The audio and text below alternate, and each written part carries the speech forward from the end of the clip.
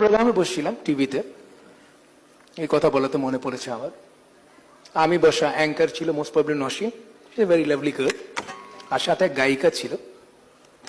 তো হঠাৎ করে দেখলাম গায়িকা গান গাইলো কি বুক ফাটে তো মুখ ফাটে না, ভালো গান গাইছে।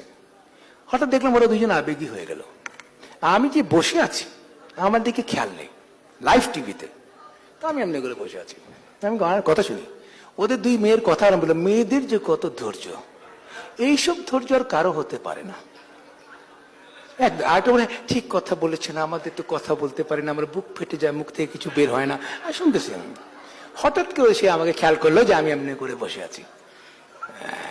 হ্যাঁ ভাই, আপনি নিশ্চয়ই আমাদের সাথে একমত না? আমি একদমই একমত না। কিসের মেয়েদের ধৈর্য, ফালতু কথা। এখন ভাই আপনি সবসময় উল্টা কথা বলেন, সবসময় সারা দুনিয়া জানে মেয়েদের ধৈর্য। আমাকে না, আমি এখানে বসে প্রমাণ করে দিব যে মেয়েদের ধৈর্য চাইতে আমাদের পুরুষদের ধৈর্য অনেক বেশি। কি করে আমাকে বলি, শোনো।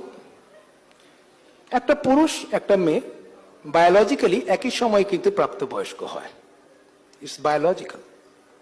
আপনি মনে করেন যে 18 বছরে মেয়ে জোয়ান আর ছেলে জোয়ান হয় 25 বছরে, ন, ওই 13-14 বছরই জোয়ান হয় দুজন। আমার বোন কি 17 না 18 হইলো, সবাই আলা বিয়া দেওয়া লেগে পাগল হয়ে গেলে, মেয়ে বড় হয়ে গেছে, মেয়ে বড় হয়ে গেছে। আর আমি হুক নাম্বার তো আমার দিকে দেয় না। ধৈর্য কে ধরেছে? আমি সেই 14 বছর থেকে ধৈর্য ধরেছি, 33 বছরে বিয়ে করছি। ধৈর্য কার? আমার। একটা মেয়েও দেয় বান্নে আনে 18-25-এর মধ্যে বিয়ে করে সবাই এসে 2 পা চলে আসতেছে। তো ধৈর্য কার? আমার না তাগো?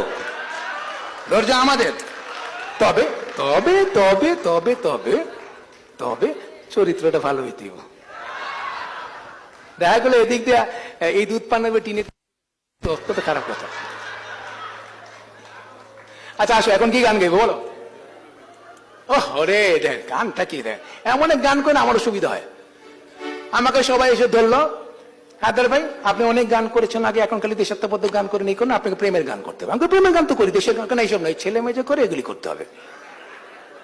সব ইয়াং বাচ্চারা আসছে, বলতে হবে। এখন আমি শুনো, দেখো আসলে আমি ফিল করে গান লিখি, আমি তো ফিল করে গান লিখি।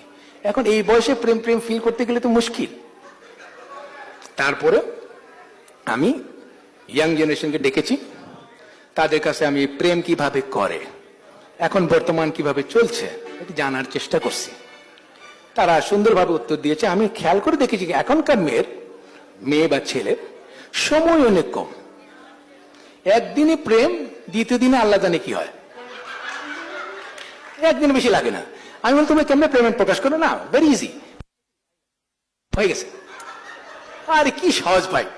আরে আমাদের সময় যদি একটা চিঠি লিখতাম কার হাতে পড়বো এই চিন্তা করতে, মানে পিয়নকে হাত করতে করতে জীবন শেষ। আর পিয়ন আবার 10 টাকা জায়গায় 20 টাকা লইতেছে। তো ফোন কার কাছে আসবে? তখন আমি বুঝলাম যে আসলে একটা মজার কথা বলি এখানে।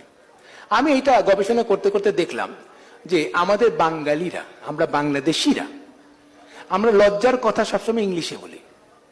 যেরকম স্বামী বলবে না, বলবে হাজব্যান্ড। দেখেন, জিজ্ঞেস করেন। প্রেগনেন্ট বলবে, অন্তঃসত্ত্বা বলবে না। কোথায় যেন তাদের একটা লজ্জা আছে যে বাংলা ভাষায় এই কথাগুলি বলতে। এবং আমি একটা কথা স্পষ্ট, অনেক বছর ধরে এই কথা বলছি, আমার বাংলা ভাষা পৃথিবীর সবচেয়ে শ্রেষ্ঠ ভাষা। কেন? প্রমাণ দিতে হবে। সবসময় খালি বললেই হয় না যে আমার আরবি ভাষা বলে, আরবিতে কোরআন নাজিল হয়েছে, আরবি তো ভাষা অবশ্যই ভালো হবে, এইসব কথা মানুষ বলে। আমি ওদের সাথেও বসেছি।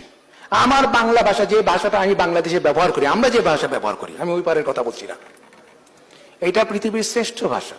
কারণ এই ভাষায় কোনো গালাগালি দেওয়া যায় না। যেরকম মনে করেন আপনি যদি কুকুর ছানা বলেন, কুকুর ছানা কোনো গালি হয় না, হয় কি? এই তুমি একটা কুকুর ছানা, মনে আদর করে বলছে।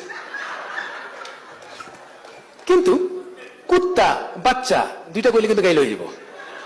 এখন কুত্তা বাচ্চা এই দুইটা শব্দ কিন্তু বাংলা না, এগুলি হিন্দি শব্দ, একটাও বাংলা না। কিন্তু বাচ্চা কুত্তা দুইটাই হিন্দি শব্দ, মানে আমাদের ভাষার শব্দ না এগুলি। এরপরে এখন আমরা ঢাকাইয়ারা এখানে অনেকে আছি, মাশাআল্লাহ, আল্লাহ মাফ করুক, আমরা চ খ গ ঘ কত গাইলি, কত সুন্দর সুন্দর দিন, মাশাআল্লাহ, আলহামদুলিল্লাহ।